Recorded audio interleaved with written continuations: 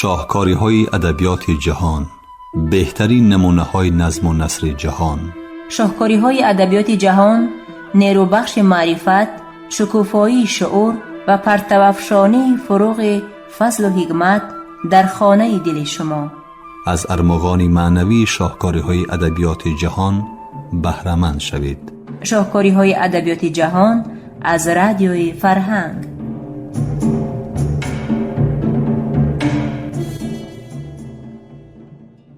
درود به دوستداران برنامه‌های ادبی رادیوی فرهنگ. گفتارمان را از سلسله خوانش بدیعی شاهکاری‌های ادبیات جهان آغاز می‌بخشیم. گفتار 20 را از روی رمان مارتین ایدن نویسنده آمریکایی جک لندن در قرائت عبدالجلیل امان بشنوید.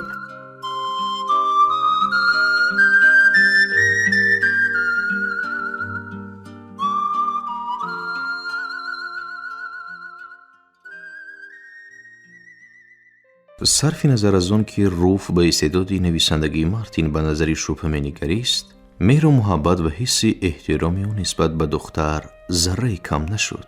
در مدت تعطیلش مارتین درباره خود از حد زیاد فکر کرد و حسیاتش را تحلیل نمود. مارتین زیبایی را چندان می‌پرستید که خدمت آن برایش ذوق و شادی به اندازه می‌بخشید. روف را باشد از این هم بیشتر دوست می داشت. به نظرش محبت زیباترین چیزی عالم می نمود. مگر محبت نبود که در قلبش این تبدلات بزرگ را با وجود آورده او را از یک دریانوردی فحول به متفکر و صنعتکار تبدیل داده است؟ مارتین همین این را به خوبی می فهمید، ولی نیم به محبت او نسبت به روف به هیچ صورت تأثیر داشت و نه به محبت روف نسبت به او. محبت عجب حسیاتی زیبا، عجب حسیاتی نجیبه بود و مارتین چون عاشق اصیل تنقید کرده پس زدن آن را کاری تماما ناممکن می حسابید. محبت به فکر عقیده روف نسبت به صنعت، نسبت به ریولوسی فرانسه یا به حقوق عمومی انتخابی چی کاری دارد؟ عاشق در نظری مارتین مثل شخص می نمود که خیر را پیش کرده است و ابراز جوانی که مبتلای عشق گردیده برایش نعمتهای روی زمین، ثروت، دانش و کامیابی و حتی خودی زندگانی ارزش ندارد، زیرا آماده است به هنگام ستانیدن بوسه جان بدهد. عجب خوش آمده بود. چون این فکرم اندیشه ها به سری مارتین از این پیشم آمده بود، ولی قسم زیادشان را بعدتر فکر کرده یافت. حالا باشد حسیاتی پرمشقت به سر برده به ایست کار میکرد و قطعی شغلش را تنها در موردهای به خود روا میدید که به ملاقات روف میرفت. او برای کلبه‌ای که در حولی ماریا سیلوا نام پرتغال زن به اجاره گرفته بود ماه $2.5 حق میداد. مارتین در حجره تنگوتارش میخوابید، میخواند، مینوشت، فکر میکرد و با کاروبار روزگارش مشغول میشد. در جیوان کمبری دیواری مارتین سر و لباسش را آویخته کتاب‌های را جا کرد که نه در روی میز غنجیده بودند و نه در تگ آن. هنگام مطالعه او در دفتر قیدها کرده میماند و حالا دفترهای قیدهایش چنان بسیار شده بودند که او را لازم آمد آنها را سر تا سر کلبه تار کشیده مثل سر و لباس خشک شونده بیاویزد. در نتیجه در روی حجره گشت و گذار کردن به غایت مشکل گردیده بود. او پیشکی دریچه جیوان دیواری را ناپوشیده در را کشاده نتوانست و برعکس در درون خانه راست رفتن ممکن نبود. برای از دم در تا سرگه کت رسیدن راه مرکب و کج و کلیبی را پیمودن لازم می آمد. مارتین چند نوع خوراک‌های سرغذا و در عین زمان ارزان را می دانست و گذشته از این معده‌اش سنگ را هم هضم کرده می توانست. اساس خوراک او نخود شوربا، کرتاشکه و لوبی های کلان کلان جگر رنگ بودند که با اصول مکزیکایی پخته می شدند. مارتین اقلا روز یک مرتبه برنج می پخت که مثلش را یگان کدبانوی امریکایی پخته نمی توانست. او با نان به جای روغن مسکه میوه قاق جوشانده می خورد که آن از ترمیوه 2 مرتبه ارزان تر بود. مارتین ناعلاج صرفه‌کار شده بود. در روزهای تعطیل قریب همه پولی در جامه‌شوی خانه یافته‌اش را خرج کرده، اثرهای کاسبیش را چنان براهای دور فرستاده بود که جوابشان فقط باید بعد هفته‌های زیاد می آمد. او مثل آدمی ترک دنیا کرده عمر به سر می برد و از گوشه خلوت تنها برای خبرگیری خواهرش یا دیداربینی روف بیرون می رفت. هنگام مطالعه چون به سخن نافهمای دچار می آمد، فوراً فرهنگ را ورق می زد و کلمه را در ورقه نوشته گرفته آن را به دیوار یا به آینه می آویخت. چون این ورقه ها را مارتین در جیبش هم گرفته می گشت و با آنها در کوچه یا در نوبتی دکان ایستادن نظر می انداخت. مارتین نه فقط با کلمه ها به این طرز کار می برد. هنگام مطالعه اثرهای مؤلفان مشهور او خصوصیت‌های اسلوب، طرز بیان، تعبیرهای به خودخواست، تشبیه، ظرافت، خلاص همین آنچه را که به موفقیت مددگاری کرده می‌توانند قید می‌کرد. مارتین فقط با شعورانه کار کرده می‌توانست. فعل و خویش همین خل بود. او با امید تصادف و قدرت استعدادش شده چی نوشته ایستاده‌اش را ندانسته و نمانده کورانه کار کرده نمی‌توانست. موفقیت‌های تصادفی به طبعش نمی‌فاریدند. چه خیل و برای چی به عمل آمدن هر یک واقعه را فهمیدن می‌خواست.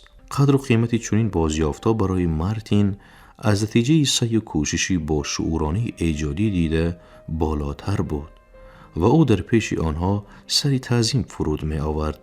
ولی مارتین به تدقیق زیبایی پرداخته و به فهمیدن قانونهای آن کوشیده حس میکرد که آن گوشه نهانی دارد و او به آنجا راه یافته نمیتواند و کسی تا حال به آنجا راه نیافته است. روز مارتین در تأثیر همین اندیشه ها مقاله با نام گردی اختران نوشته، در آن نه به تنقید بلکه به منقدان در افتاد. این اثری بود برجسته دارای فکری بیکر پر از نفاست و ظرافت. در واقع آن را نیز همه اداره های مجله هایی که او با آنها فرستاد رد کردند، ولی مارتین از چنگال اندیشه هایی که او را به هیجان آورده بودند رهایی یافته راه خود را دوام داد. او کیها باز خود را عادت کنانیده بود که هر یک اندیشی به سرش آمده را مثل کودک نوازش کرده، پخته کرده، بعد نوشته بیان کند. او چندان غصه نمیخورد که تا حالا سطر از نوشته هایش به تب نرسیده است. از سرنویسی برای او حلقه خاتمه‌ای عملیات مرکب فکری آخرین گره بود که فکرهای علاهیده و پراکنده را به هم می پیوست. جنبسته حادثه ها و فکرهای اساسی بود. او مقاله را نوشته به پایان رسانده، در مینش برای غایه و مسائل تازه جای خالی میکرد. سرانجام این کار بود مثل عادتی خاصی اکثر آدمان که هر سری چند وقت گپ زده دل خالی میکنند. عادتی که بعضاً برای برداشت کردن و فراموش نمودن درد و الم حقیقی یا بر دروغشان یاری میرساند.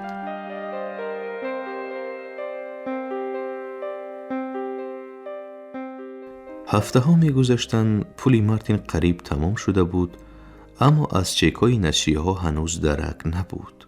حکایه های جدی حتما باز می گشتند. تقدیری اثرهای کسبی نیز از این به نبود. در آشخانه خردکه که او دیگر طعام‌های گوناگون پخته نمی شدند، چرا که از ذخیره آذوقه‌واری‌اش شمرگی نیم خلطچه برنج و اندک ترشک مانده بود و بس. همین که قرض مارتین کلان شده با $3.85 رسید، بقال پرتغالی دادن آذوقه‌واری را بس کرد.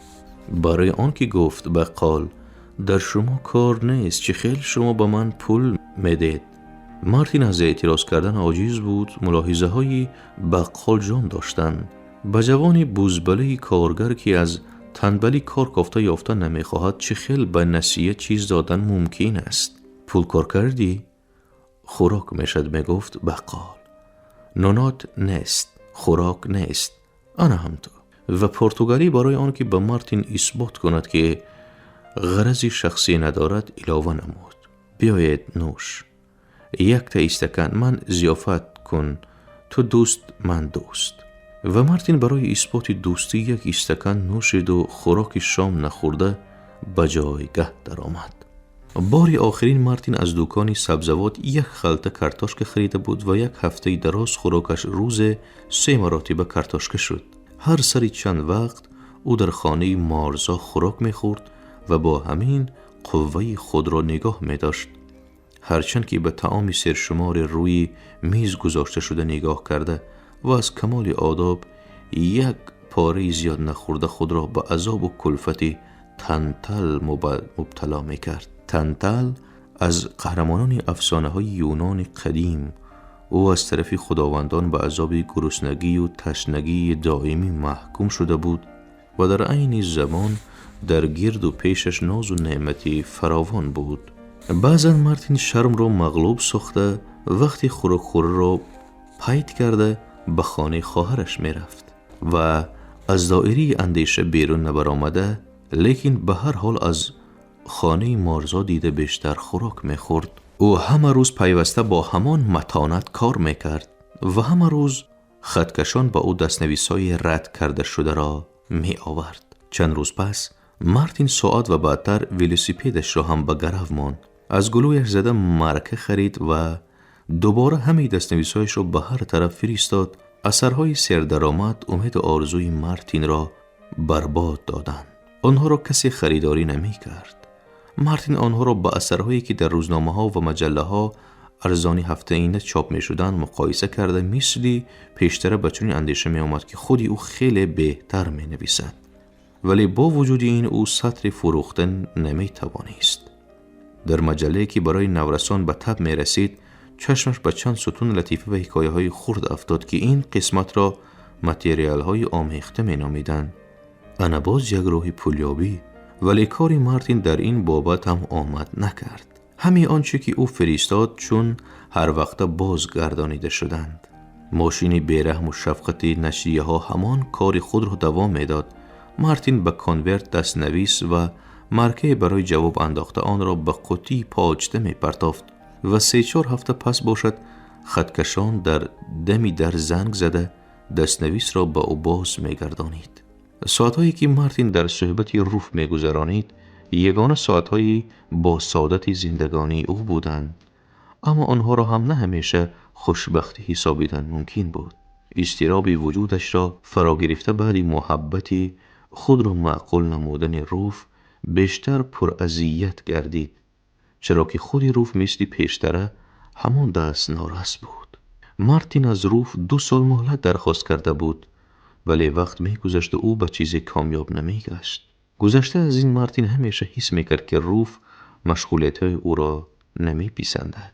او خصلت های شایسته و مهمی مارتین را پی نمی برد یا زیاده از این نمی فهمید این آدمی چندان ملائم را که خود را به هر شکل زندگی انسان موافق کنانیده می توانست. روف آدمی یکرو و سرکش می پنداشت، چرا که او را به قالب خود یگانه، قالبی که می دانست انداخته نمی توانست. فاجعه ازلی شخصی یک و تنهایی که به عالم حقیقت را تلقین کردنی شده است تکرار می یافت. شما در پیش همه آنهایی که اعتراف گردیده اند سری تعظیم فرود آورده عادت کرده اید گفت. روز مارتین با روف در خصوص پراپس و واندرواتر بحث کرده. من راضیم که آنها آدمان معتبرند. آنها بهترین منقدان ادبی شتات‌های متحده می شمارند. هر یک کلمه مکتب در سیمای واندرواتر داهی تنقید ادبی امریکا را می بیند. آنها به هر راه معلمان فیلولوژی انگلیسا را دستگیری می کنند. اینها باشند در نوبت خود آنها را دستگیری می کنند، نه در درون کاسخانه سری یکی و نه در درون کاسه‌خانه سری دیگر فکری اصلی یافتن محال است. به نظرم اعتراض بیان کرد روف. من به چیزهای اعتراف عمومی شده طرفداری کرده نسبت به شما که مثل آدم یابایی به مصوره های مقدس به آدمان معتبر در میافتید به حقیقت نزدیکترم. مصوره های مقدس رو نه آدمان یابایی بلکه میسیونرها فرو میغلطانند. خنده کرد مارتین. ولی متاسفانه همین میسیونرها به مملکت های بودپرست رفته در اینجا یگان نفر هم نمانده است که برای فرو غلطانیدن میستر واندالیاتر و میستر پراپس یاری رساند. یک جای با آنها همین پروفسورهای دانشگاه هم را هم علاوه کرد روف. مارتین با جدیت سر جنباند. نه، بگذار معلمان علمهای طبیعت شناسی مانند. آنها در حقیقت کارهای بزرگی میکنند. لیکن از 10-9 تای معلمان فیلولوژی انگلیسی این مقلدان بیکله را از کار دور کردن فایده دارد که ضرر نه. روف حتی لازم ندانست که دلیل‌های مارتین را ملاحظه کند.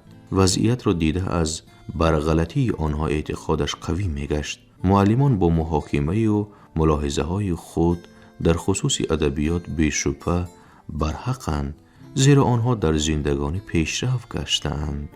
در نوبت خود روف چنین میپنداشت که مارتین موسیقی را ذره هم نمیفهمد و ملاحظه های او را در خصوص اپرا نه تنها برغلط بلکه قصداً مخالف افکار عموم میدانست. به شما معقول شد؟ پرسید بار روف هنگامی که هر دو از تماشای اپرا باز میگشتند. مارتین در بدل 1 ماه بیرحمانه از گلویش زده آن بگاه روف را به تئاتر تکلیف کرده بود. نمایش بر روف سخت تأثیر کرده بود و بر عباس خیلی وقت دهان مارتین را پایید و نهایت خود فکری او را فهمیدن خواست. به من سرخبارش خیلی معقول شد جواب گردان مارتین. آن عجب خوب بود. خیر خودی اپرا چی؟ اپرا هم یعنی ارکسترش البته، لیکن اگر آن مسخره بازان کمتر ناز و نوز میکردن یا تماما از صحنه میرفتن باز هم خوبتر میبود. روف هنگومند گمان شما تتریالنی و باریل را میگوید؟ پرسید او. ها، آنها را هم و دیگر همی ارتیسان را هم، اما آخر آنها ارتیسانی بزرگند. فرقی ندارد، آنها با ناز و نوزی خنکشان موسیقی را خللدار میکردند و بس. نخود با شما آوازی باریلا معقول نباشد؟ ندا کرد روف. آخر باید در سرایندگی بعدی کاروزو میستد. نه، برای چای معقول نبود است. معقول تترالانی باشد باز هم معقول تر. به فکر من آوازی وی را آوازی نادر حسابیدن ممکن است. های روف چی گفتنش رو نمیدانست. پس من چیزی نمیفهمم. از آوازشان به وجد آمده و باز میگوید که آنها موسیقی را خللدار کردند. بله، من برای شنیدن آواز آنها در کنسرت هیچ چیز را دریغ نمی داشتم، ولی برای نشنیدن آوازشان هنگام نوازش ارکستر جانم را فدا می کردم. شما نمی دانید. آتشین شد روف.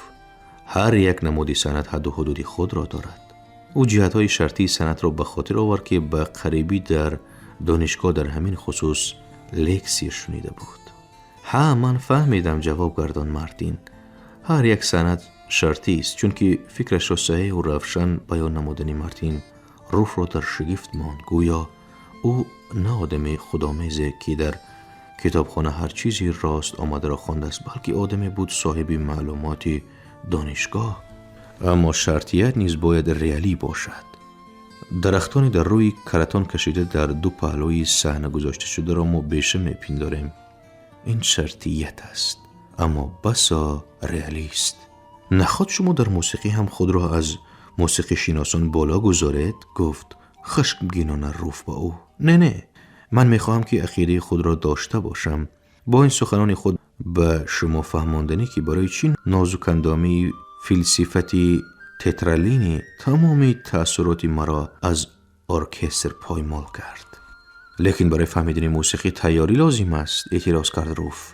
برای فهمیدن اپرا باشد تیاری مخصوص لازم است. بلکه من برای شنیدن اپرا چندان تیار نیستم. گویان مارتین سخن روف را با آخر رساند. روف سر جنباند. ممکن راضی شد مارتین. من از این حتی خرسندم. اگر ما را از بچگی به شنیدن اپرا عادت میکنانیدند، یقین امروز از دیدن این عاشق و معشوق دلم بریقت آمد و آب دیده میریختم. از مقام و نغمه آنها سرودی موسیقی جاذبه ناکتر می افتد. ولی روف به عقیده های مارتین همیشه در اساس نشانه های ظاهری و سری تعظیم فرود آوردن خود در پیش چیزهای اعتراف عموم شده بها می داد. آخر خود او کی شده است که تنها خود را حق شماریده اهل تمدن را سراسر به نادانی و جهالت عیبدار می کند؟ گفتهای مارتین به وی ذره تأثیر نرسانیدند. روف به تمام چیزهای اعتراف عموم شده از حد زیاد عادت کرده است و فکرهای آشوبانگیزانه را معقول نمی داند. بر علاوه از آوان طفولیت با موسیقی شوق ورزیده است و مثل همه آدمان دایره خود به اپرا دلبستگی دارد.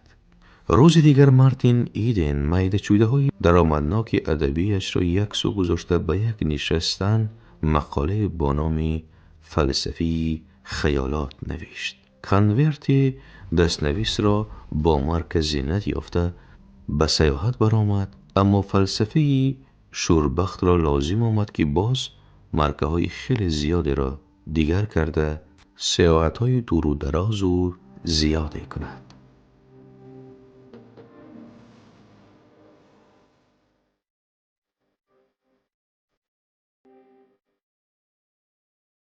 شنوندگان ارجمند، شما خوانشی بدیعی رو از روی رمان مارتین ایدن نویسنده آمریکایی جک لندن در قرائت عبدالجلیل امان شنیدید.